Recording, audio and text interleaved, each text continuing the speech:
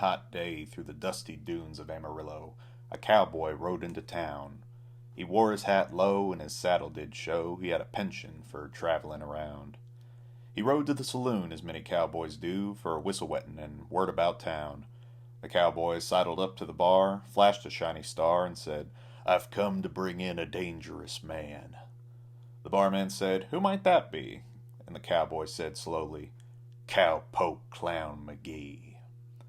The bar went dead when the name that was said of the birthday clown that was sent from hell. Cowpoke Clown Magee stood at 5'3" and was lethal with a banana cream pie at any range. His big blue shoes would honk when he walked, and many men had turned up dead for what they had said about Magee's fashion sense. Tales of terror told through the sparks of dying campfires of men, women, and children left for dead with their hands shocked raw, strung up in chains of colorful kerchief, with their guts tied in the shapes of animals, all perpetrated by the red-nosed menace of the West, Cowpoke Clown Magee. "Don't go looking for trouble," the barman said, and the cowboy spat. "Trouble is what I was hired to find, and that's what I'll do. So if you don't cough up the clown, then I'll be fixin' to bringin' you too." The barman told the cowboy to climb the cliffs outside of Amarillo and to follow the trail of confetti and banana peels, to reach the cave at the foot of the plateau, and then you'll know when you've reached the doorstep of your man. The cowboy took to the cliffs outside of Amarillo in search of the bounty he thought he'd never find. A hike under the desert sun turned through a rush through the rain, rolling to a thundering halt at the mouth of the cave, where Cowpoke Clown Magee stood waiting. Adorned in colorful thrills and polka dots, and a tiny hat crowning a balding head of blue hair, he stood there, unperturbed.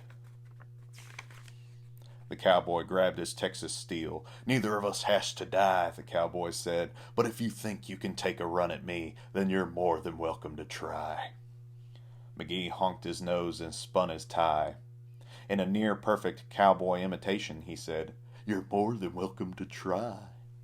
The cowboy grimaced. His trigger finger began to itch. He cocked his gun and shouted, "Fill your hand, you son of a bitch." Magee chuckled and chortled, and then deflated in a sigh.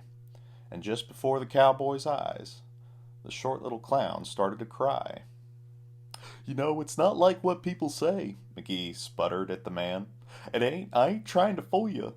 It just isn't that way. I didn't try to kill on purpose. It was all mistakes, you see. I just wanted to make people laugh.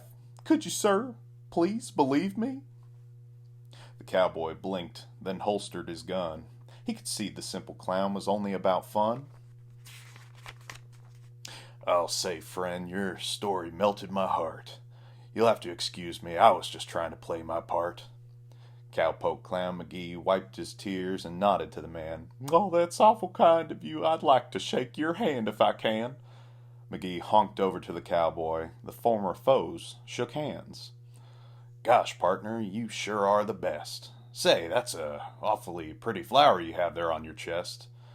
Magee said, "Thank you, sir. It's simply the best. Take a closer look to see why." And just as the cowboy did, water shot out and got him right in the eye.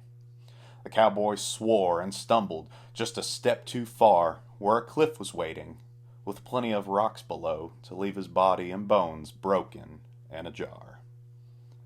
And that's how the legend has it, and that's how it'll be. But whatever you do, take it from me, don't go looking for that Cowpoke Clown Magee.